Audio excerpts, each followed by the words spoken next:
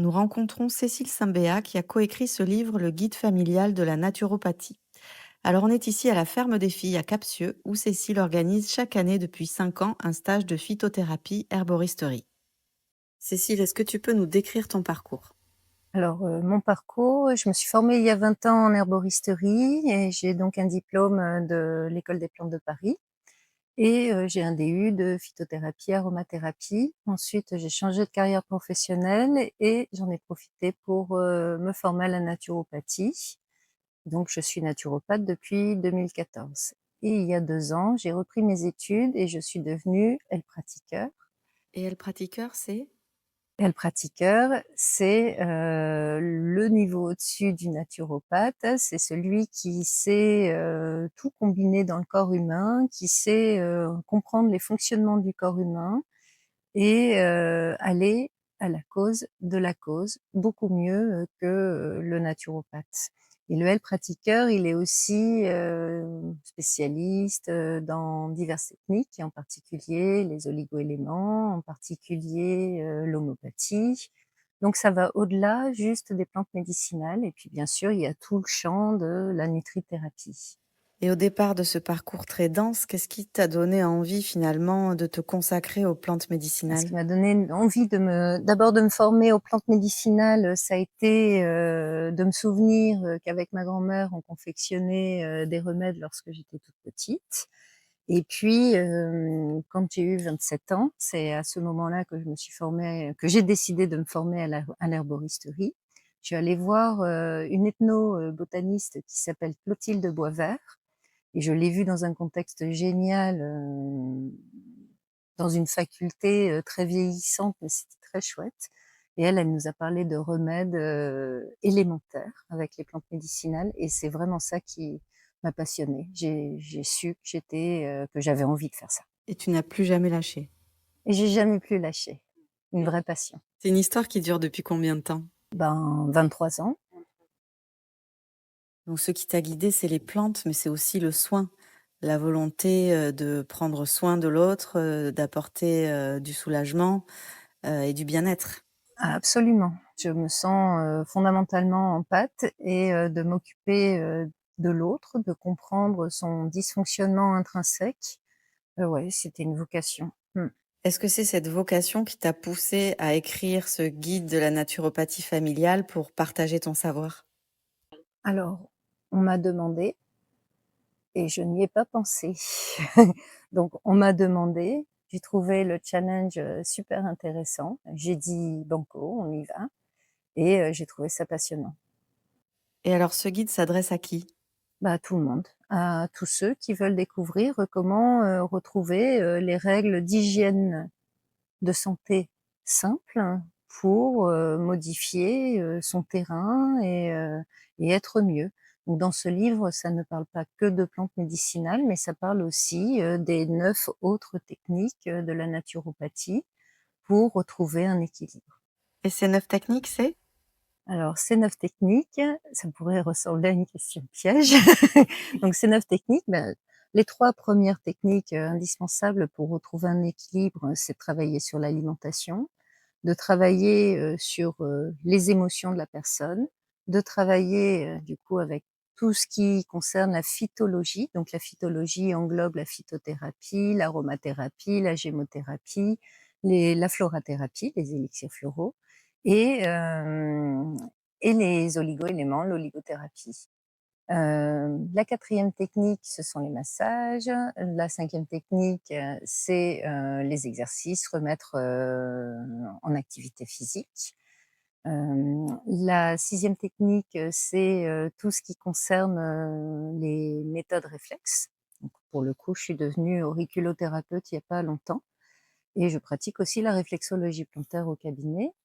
Tout ce qui est magnétisme, donc que ce soit avec l'élément, la magnétologie ou que ce soit avec les mains et on en a tous. La luminothérapie, en tout cas tout ce qui est, le travail avec, la lumière, donc que ce soit la luminothérapie en hiver, mais aussi, les lumières, de couleur, pour travailler justement, sur, des éléments du cerveau et puis tout ce qui est, les techniques qui concernent l'eau.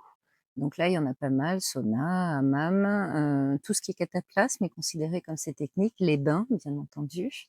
Les techniques respiratoires, les techniques de respiration, le bol d'air Jacquier, voilà toutes les techniques en fait qui permettent d'aider une personne, à, retrouver un équilibre. Mmh. Et avec ces 9 techniques, avec cette, approche holistique de la santé et du bien-être, est-ce que tu penses que ce guide, est adapté à quelqu'un qui débute, qui n'a pas d'expérience? Est-ce que ce guide va l'aider à passer à la pratique? Absolument, absolument. Alors, visiter, un spécialiste, c'est toujours bien, mais en tout cas, ça donne les bases pour, déjà travailler, en fait, un minimum sur, les fondements de son hygiène de vie et en particulier dans l'assiette. Sur internet et sur les réseaux sociaux, on trouve beaucoup d'informations maintenant sur la santé au naturel. Alors d'après toi, pourquoi est-ce qu'un livre reste un outil utile? Parce que, je pense qu'un livre, en fait, est vérifié par les maisons d'édition, sur, le contenu. Donc, en termes de contenu, puisqu'on parle quand même, d'hygiène de vie, mais aussi, de santé, santé holistique, bah, c'est fondamental, en fait, d'avoir, les bonnes informations. Sur internet, aujourd'hui, on lit tout et n'importe quoi. Sur Instagram, les réseaux sociaux, j'en parle même pas. Donc un livre, bah, je considère en fait que c'est le bon outil pour avoir, les meilleures informations. Et alors, c'est quoi le premier conseil que tu donnes à quelqu'un qui, vient te rencontrer en consultation ou que tu pourrais donner à quelqu'un qui va, acheter ce guide et qui débute? C'est quoi la base? C'est quoi l'essentiel pour démarrer? De travailler sur son assiette. Ce qu'on mange, en fait, c'est la base. Ouais, ce qu'on mange, c'est la base. Ouais.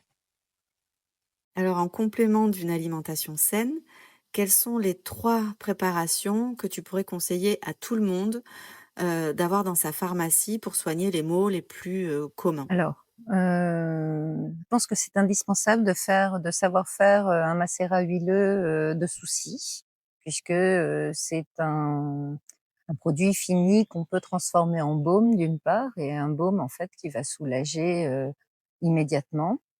Je mettrais en 2 de d'aller cueillir parce que c'est la période, la salicaire, elle pousse absolument partout et la salicaire, on cueille les, sommités fleuries, on met à macérer dans de l'alcool et on a une teinture du coup qui va être, optimale pour corriger toutes les diarrhées en lien avec la gastro. Donc ça, je pense que c'est vraiment, un remède à avoir à la maison.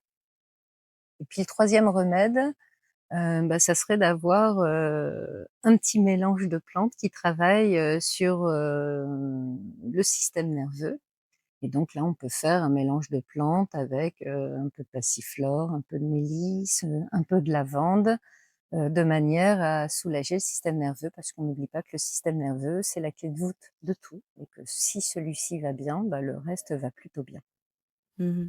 Et le souci, quelle est son action? Qu'est-ce qu'il Donc le soulage? souci, c'est une plante qui est, considérée comme une vulnéraire. Donc ça va nous soulager de tout ce qui est problématique de peau en particulier, mais aussi de muqueuse. Alors on est en juin, il y a beaucoup de plantes médicinales en fleurs en ce moment. Lesquelles tu pourrais nous conseiller de cueillir et pour en faire quoi? Donc, mes 2 plantes préférées de cette saison, c'est l'achillée millefeuille et le millepertuis, qui sont considérées comme 2 plantes de la Saint-Jean. Donc l'achillée millefeuille qui est la plante phare, pour toutes les femmes, puisqu'elle est progestérone-like, elle travaille sur, les saignements trop importants. Donc, voilà, l'achillée, puis en plus on peut s'en faire un baume, pour si on travaille au jardin, ça nous évite d'avoir, de soulager assez rapidement les petites blessures. Et puis le millepertuis, parce que le millepertuis, c'est une plante solaire. D'abord, on peut faire un macérat huileux qui va soulager tout type d'inflammation. Donc, un macérat huileux, on peut toujours l'utiliser pour faire un baume, en fait, en rajoutant de la cire d'abeille. Et donc, en macérat huileux, c'est aussi sur le plexus du cardia, c'est aussi un remède, en fait, qui peut apaiser n'importe quelle angoisse, n'importe quelle tension intérieure. Donc, l'utiliser de cette manière-là, c'est assez intéressant. Et puis, c'est une plante. Bon, même s'il y a beaucoup d'interactions avec l'allopathie, en particulier les chimiothérapies, ça reste une plante qui non seulement, ouvre cette fois-ci le chakra solaire, le plexus solaire, et en même temps qui est considéré comme une vraie antidépressive et une vraie anxiolytique. Donc ça peut éviter de prendre, pas mal d'allopathie. Mmh. Et justement, comme on aborde le sujet de la cueillette sauvage, est-ce que tu as des recommandations? Oui, absolument. Première règle, c'est de cueillir, dans des environnements, non pollués. Donc on ne cueillera jamais, dans des chemins qui sont, où il y a trop de personnes qui passent. On cueillera jamais en bordure de route, bien entendu. Hem Et puis, que la plante, soit, en bonne quantité aussi. Ça viendrait pas à l'esprit de ramasser, une plante, toute seule, même si c'est la plante qu'on recherchait, non. Si elle est toute seule, on ne la ramasse pas et on attend qu'elle fasse des petites pour l'année suivante. Voilà mes principales règles. Selon toi, quel savoir perdu devrions-nous retrouver aujourd'hui? Ah bah, alors tout simplement, justement, l'objet de ce stage, c'est-à-dire savoir retrouver son autonomie de santé et savoir fabriquer des remèdes. Ça, je trouve que c'est fondamental.